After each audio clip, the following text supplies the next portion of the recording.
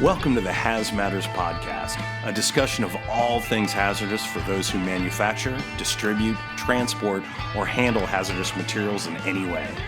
Join the STARS Hazmat Consulting team, Wendy Buckely, founder and CEO, and Andrew Gulovsen, VP of Customer Experience, as we welcome guests to discuss topics and investigate real-world examples that affect our industry every day.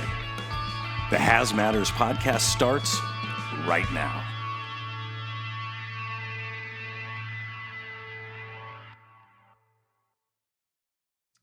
Welcome, everybody. Andrew Gulovsen here with Wendy Buckely. So we want to welcome you to our very first Hazmatters Podcast.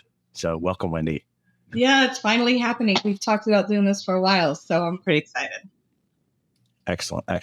Well, really, kind of as we get started, one of the things, kind of that jumps out is really to talk about, hey, what was the sort of impetus for the podcast? When you kind of started thinking about, I know you kind of did one before, but really kind of bringing this back up, what were your kind of thoughts behind it?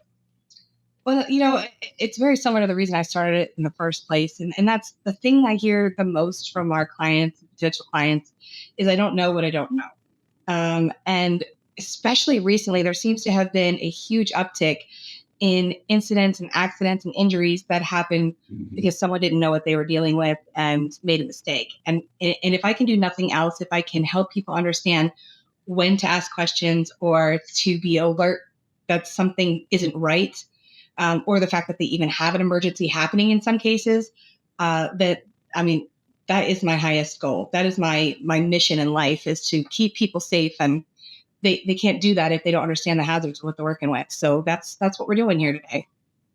Absolutely. And I would say for those listening in, if you have suggestions about things you want to learn about in the realm of hazardous materials, please reach out to us, provide topics. We'd love to hear about what matters to you, and that we may talk in more general sense about things that may be happening, regulations that are going on, and or changes that may be a part of it.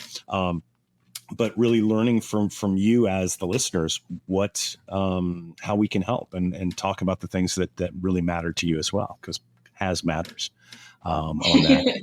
So yeah, we got to plug where we can as we get. Sounds good. So as you talked about your mission, in regards to that, can you talk a little bit of kind of about your background? How did you get into hazardous materials initially? In terms of being, getting to the point of being the expert, the queen of hazmat. So if you give a little history lesson, if you don't mind. My story is going to be similar to all the other people in this industry who says I didn't seek out to be a hazardous materials person. It just sort of found me. I was actually going to join the Marine Corps to be a pilot. I was getting ready to leave for officer candidate school. And had a long talk with my dad, who was a Vietnam vet, and decided the military was probably not the right choice for me. So instead of going to OCS, I joined the fire department instead. And that led to opportunities to be trained in hazardous materials and do hazmat response. And I fell in love with it. And that led me to the opportunity to be a federal regulator. So I actually went from firefighting to a hazmat response to getting to enforce the hazardous materials regulations and visit all of these different companies and see things that they were doing well, see things that they were doing poorly. And honestly, that was the best job I've ever had. I absolutely love that, except for maybe this one. This one's pretty good too. And as my career went on, I got other opportunities to do training and to run regulatory affairs for a global company. And now as a consultant, of course, I'm frequently doing audits and training and seeing all the different things that go on. And unfortunately, I also do some litigation support, usually for injuries or fatalities that happen because of hazmat. And so it's made my mission even stronger to prevent those things from happening. Gotcha. So again, kind of the safety first mentality. And I know as you and I have talked, one of the big things you talk about is you want people to go home in the same condition that they arrived at work. Definitely. No one ever wakes up in the morning and says, oh, I think I'm going to get killed at work today, or I'm going to lose a leg today. They expect to be going home to their families for dinner just like they always have. And And unfortunately, that doesn't always happen, especially if they either don't appreciate the hazards they're working with, or they don't know enough that there's an emergency happening. And then I'll tell you, those changes, those events can be life changing, and not in a good way. No doubt. No doubt. So I think, with most businesses, I think everybody wants to do the right thing. And I know that there are organizations out there that don't, but I don't know that we necessarily want to talk about those. But so those that really kind of want to do the right thing, what do you feel is kind of like that first, what do they need? What is the kind of the biggest challenges out there? You'd mentioned people don't know what they don't know. But to kind of move the needle, I guess, a little bit, what would you kind of suggest from that perspective?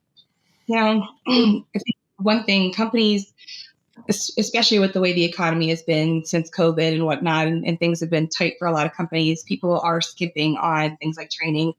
When COVID happened and all of the very experienced people retired and the new crop of people coming up didn't have anyone to learn from, there was a huge uptick in incidents and accidents. The emergency response companies were running crazy.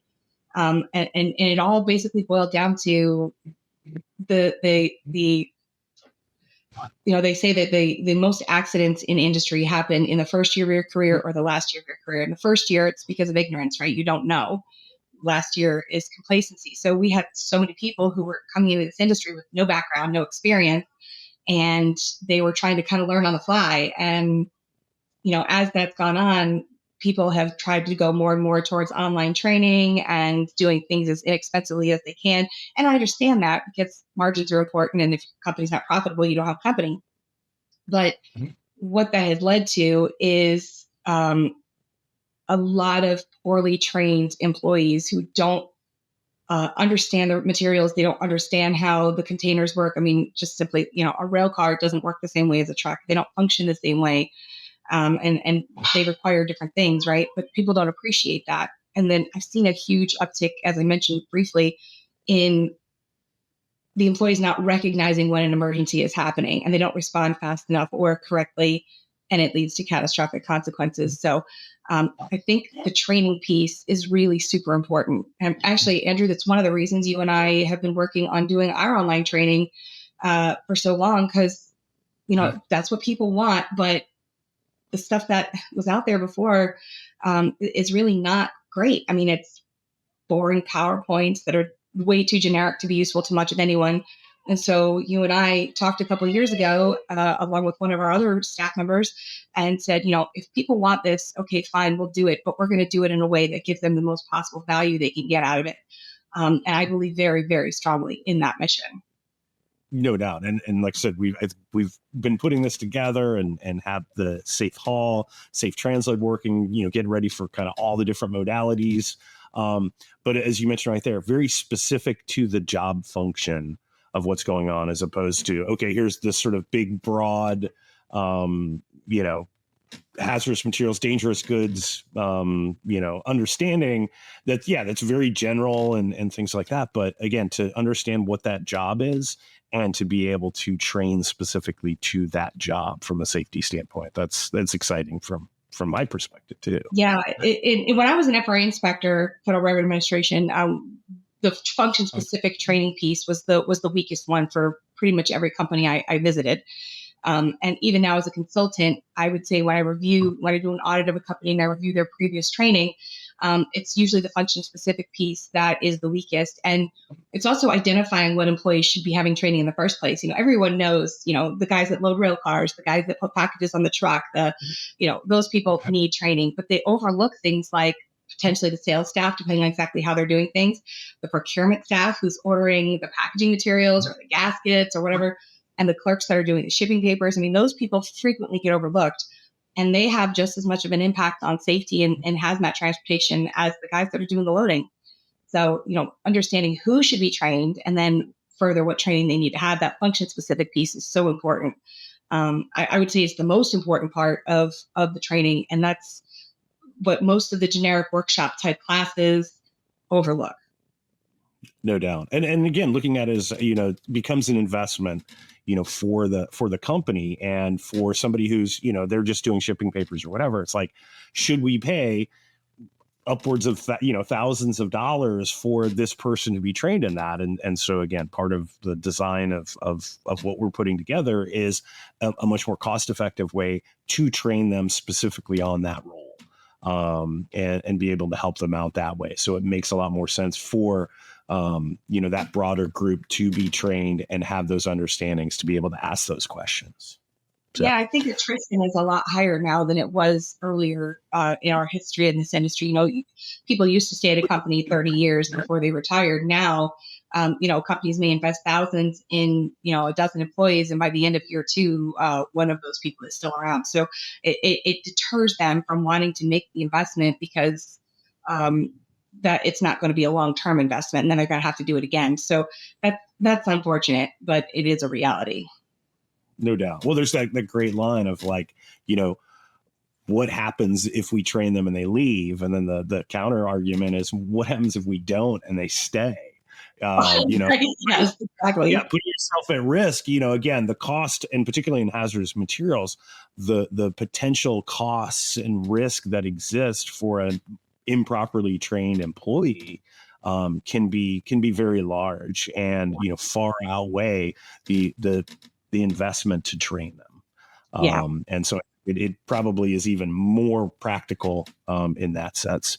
But as you were talking about with new people coming on, and again, the advent of new technologies, artificial intelligence, one of the things that comes out is, hey, I have this hazardous material situation. Why don't I just go to ChatGPT or Copilot or whatever to sort of ask that question? And I'm curious sort of your thoughts on the good and the bad of that. Well, there is no doubt that ChatGPT and all the other versions of that, I don't even know what all the names are, but they give wrong answers a lot. So I recently wrote the second edition of my book on hazmat transportation. And as everyone who knows me well knows, I sometimes use 10 or 15 words when 2 or 3 will do. So trying to get the program to help me make things a little bit more concise, I would plug in what I wrote and ask them to help me refine it. And sometimes, frequently actually, ChatGPT would return a response that was just blatantly false after I had already given it the correct information, but it spit back a response that changed what I had written to the point where it wasn't accurate anymore. And there was, let's just say, me and ChatGPT had a few arguments where I would tell it, that's not even factual. Where did you get that information? So, luckily I know that, and I understand what the book says and what the requirement is. But there's a lot of people who might be using those different AI programs to give it the answer because they don't know, and they're not going to know if it's wrong or if it's right. And as you and I and Maria, one of our other employees, was talking about earlier, sometimes it will give you the answer that it thinks you want instead of the answer that you really need to have. And so trusting it blindly is, honestly, it's a big mistake. It can really cause a lot of problems. It'll tell you that you don't have to do things that you really need to do, or vice versa. So use it with great caution. No doubt. Because like I said, from a structural standpoint, if you have no knowledge whatsoever, it can help you to maybe then ask the right questions of experts, as opposed to necessarily giving you the answer and then, as you said, following it blindly. That's not really the direction. But it can help, again, get you organized to be able to ask the right questions and to be able to then proceed. Validation of this. I feel like I'm pulling out quotes on here. The wonderful Reagan quote of "Trust, but verify." That it's absolutely necessary to kind of move in that direction. Light on the trust. Heavy on the verify, light on the trust.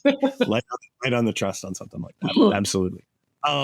So, as we were kind of talking about, new people coming on and sort of this change and as we work with clients and things like that, what we notice is a lot of them are older.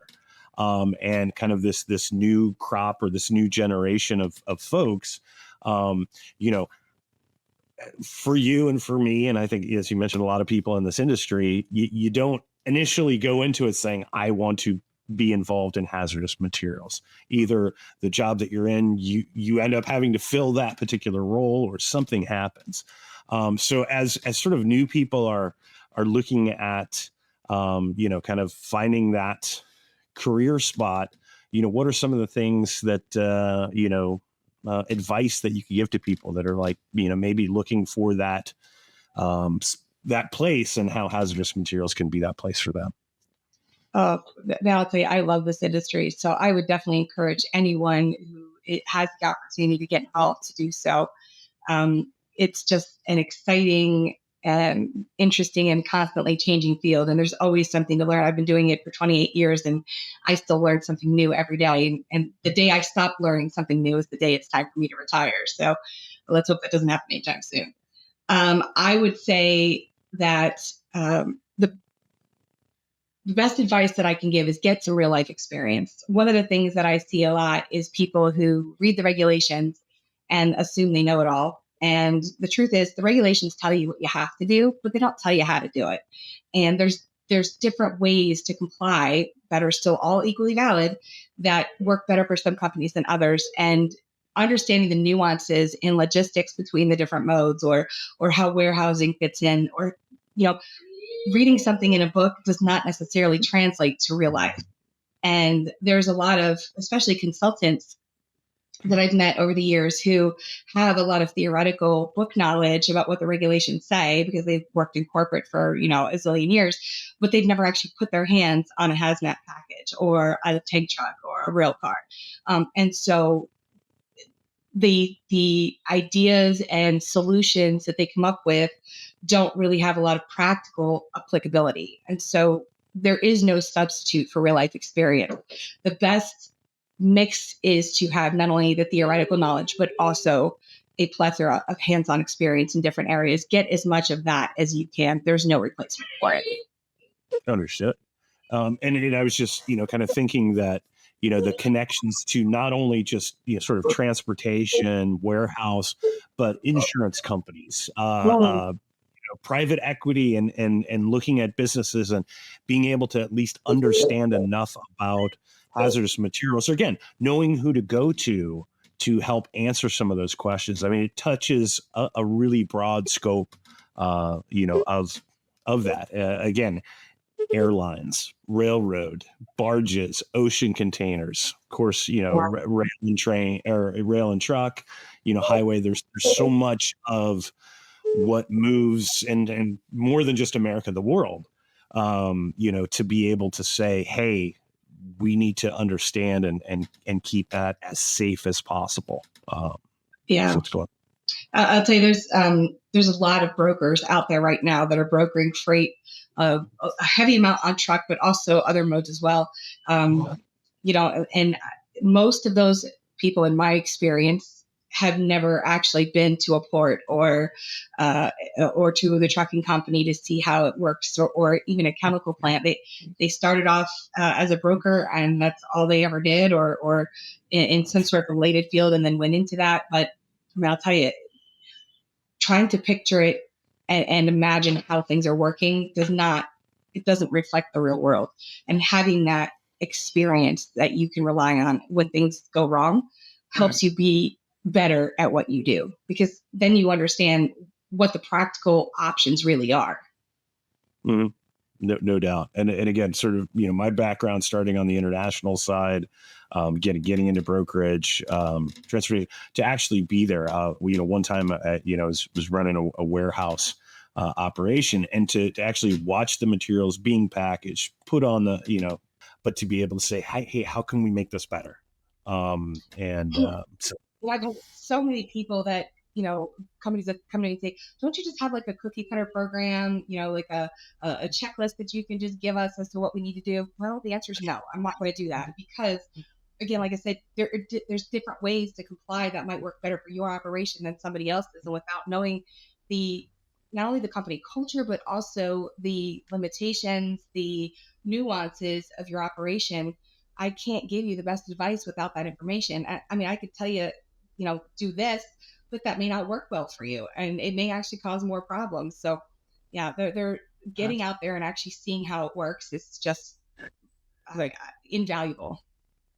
No doubt. And you'd mentioned checklists. And so, we both have sort of feelings about checklists and how they have value, but they can also be misused and mishandled that, again, when you've got the checklist and somebody puts a line all the way down and, oh yeah, I did everything.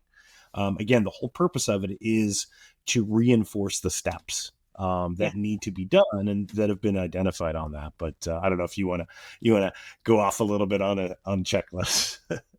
Oh gosh, I really don't like them. Everyone thinks that they're required, but they are not. Not by any agency. There is no requirement for checklists, and people think there is. People think they have to do that. But no, actually, you don't. And like you said, when I was an FRA inspector and I would find a leaking rail car in a yard, I would go to the company and I would ask for the checklist because I know they have it. Everyone does. And then that would become part of my enforcement case against them to assess penalties that they said they did this particular task and they clearly did not. So now it's evidence of failure to inspect on top of whatever the actual violation is. So, and some people just want to keep these documents forever. Like there's, like shipping papers, for example, there's a minimum retention of 2 years for a regular hazmat shipment as a shipper.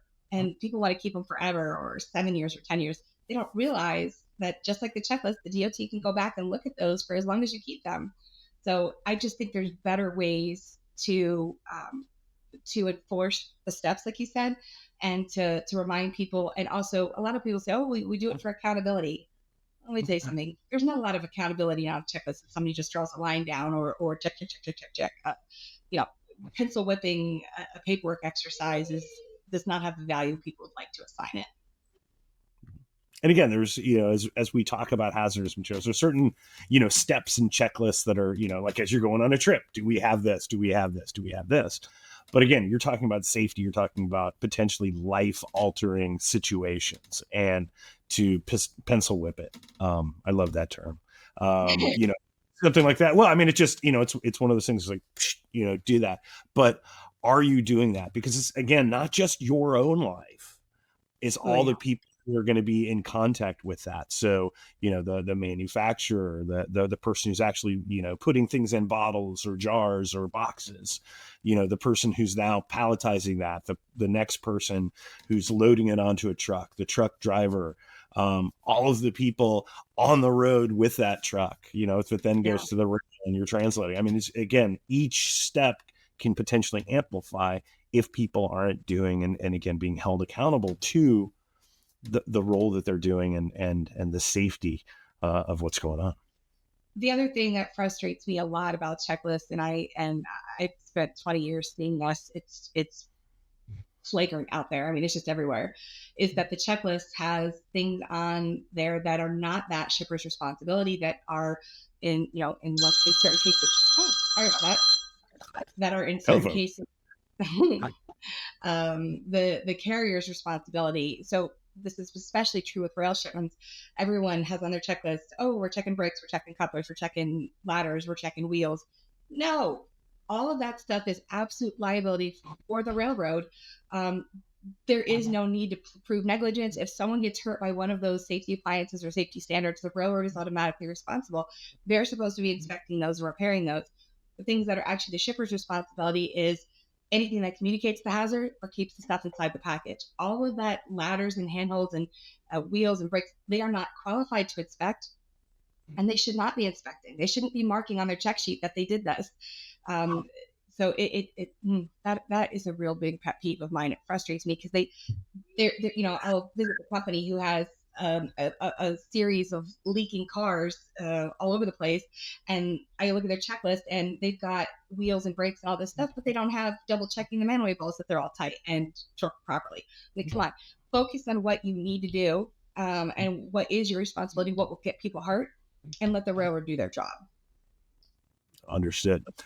Well, I think, as we kind of finish up our first episode, this was kind of more of a general get to know Wendy and where she's coming from, and again, how we can serve. But I think, as we move forward, really looking at very, more specific topics. And again, we're really looking forward to having a number of guests join us. both from a regulatory standpoint, from a commercial standpoint, and really kind of the intersection of both of those to be able to kind of move forward. Because really it's about how can we be safe, but again, it has to be profitably safe. That's the way that we want to put this together. So really any sort of final thoughts for this first episode, Wendy? Yeah, I'll say that we talked a lot about rail this time. And part of the reason for that is some things that we're working on in our consulting firm that have me focused on rail at the moment. But the podcast will talk about all modes. It will talk about storage and handling and disposal. So if you're not a rail person, don't worry about that. There will be plenty of content that will be more interesting to you if rail is not your thing. But, I hope you'll join us. And like Andrew said earlier, give us some topics that you want to hear about. But they will be pretty varied. And the people that we are inviting to be guests are from a variety of backgrounds. So, look forward to it. Andrew, thank you. This has been pretty great. Thank you. Appreciate it. And everyone, thanks for joining us. And look forward to talking with you in the next episode. Absolutely. See you there. Thank you for joining the Hazmatters Podcast, brought to you by STARS Hazmat Consulting. To learn more about how STARS can help you for training and compliance, by building processes and programs, for fines and penalty mitigation, for questions about hazmat responsibilities and the regulations that govern our industry, visit our website at starshazmat.com or give us a call at 267-324-4002.